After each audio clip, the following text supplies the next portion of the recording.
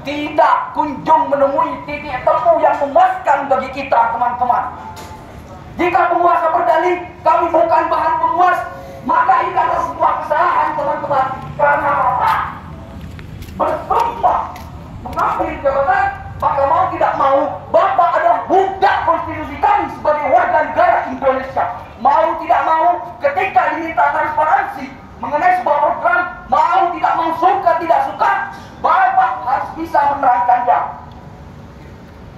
Dan pada hari ini kita dengan masa yang sedikit berani menatap kezaliman, menyuarakan kebenaran demi lahirnya masyarakat adil makmur, yang adil dalam kemakmuran dan makmur dalam keadilan, teman-teman. Jika Tan Malaka pernah mengatakan bahwa suara saya akan nyaring ketika ada di alam kubur, maka kami, lembaga hukum Gagas Nusantara, akan lebih nyaring menentang penindasan dan ketidakberesan dan kesenambungan yang ada di Kabupaten Sumedang. Benar apa tidak, teman-teman? Nah, Hidup mahasiswa, hidup, hidup rakyat Indonesia, hidup. Kemarin kita telah berdiskusi tindak dengan diberikan jawaban yang PHP, memberi harapan palsu. Ternyata bukan hanya lawan jenis, bukan hanya dalam percintaan ada istilah pemberi harapan palsu, tapi ironisnya pemerintah kita ketika pertama kali dilantik dengan bibir manisnya akan mengatakan kami akan mengayomi, tapi nyatanya ketika ditanyakan mengenai kinerja mereka, mengenai keberhasilan program-program yang mereka jalankan, jawabannya pongo. Jawabannya, oh kami tidak tahu mas, masa ada pemimpin seperti ini. Teman-teman, tadi di skop UKM Perindak kemarin juga tidak bisa memberikan pertanggungjawaban secara komprehensif, secara akuntabel, dan tidak bisa memberikan transparansi seterang-terangnya. Jelas dalam istilah hukum kita mengenal in criminalibus probantones benes seduci clariores, jika bahwa bukti-bukti dalam sebuah persoalan harus lebih terang daripada cahaya, teman-teman. Ketika pemerintah tidak bisa memberikan keterangan, berarti ada, jangan-jangan ini ada sebuah kecurangan di situ, teman-teman sekalian. Sungguh miris pemerintah Kabupaten Sumedang. Hidup mahasiswa, Hidup, hidup rakyat Indonesia, hidup.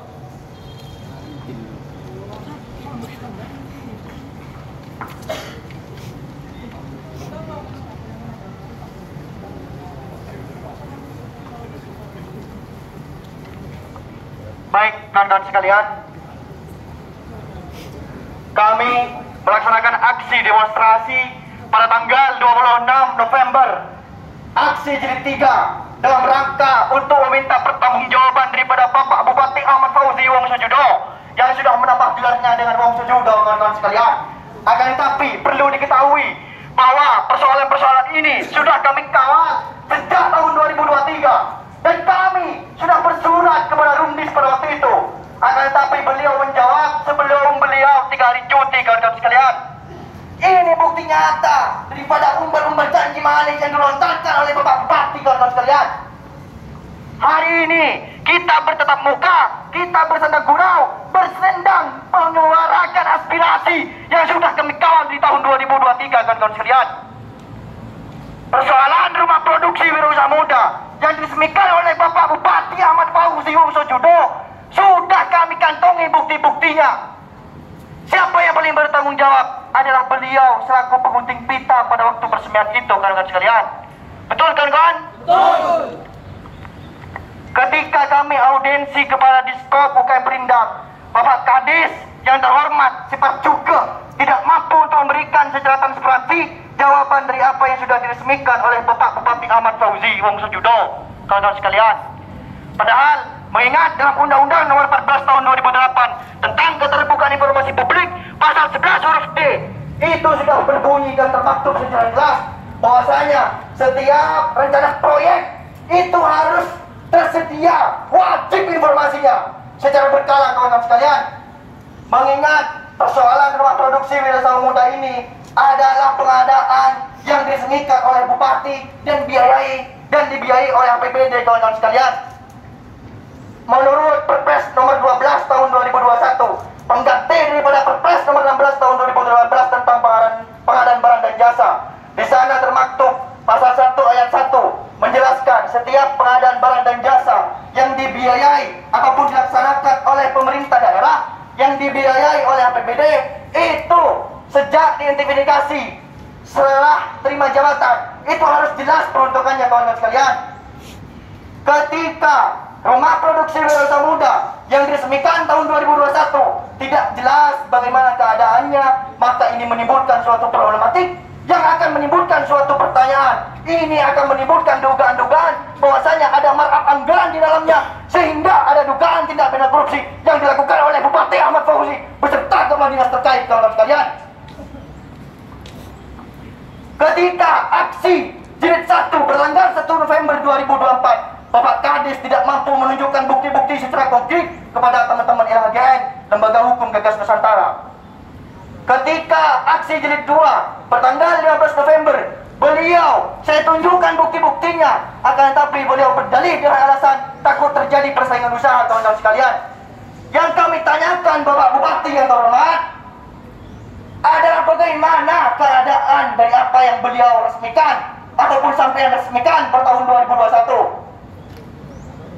Ketika saya menunjukkan bukti-buktinya kepada kepala dinas pada aksi jilid 2, beliau tidak mampu untuk menjawab.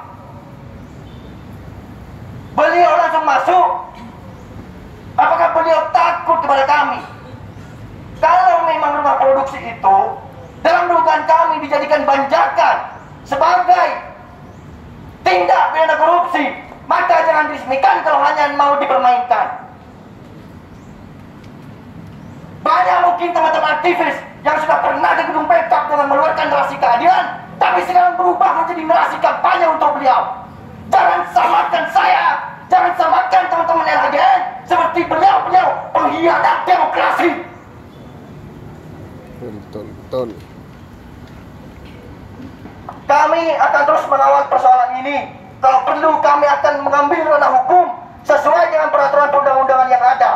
Kalau berbicara tentang dugaan tidak pidana korupsi, saya duga kepala dinas beserta Bupati Ahmad Fauzi dugaan kami melanggar Undang-Undang nomor 20 tahun 2001 tentang perubahan Undang-Undang nomor 31 tahun 1999 tentang tindak pidana pemberantasan korupsi.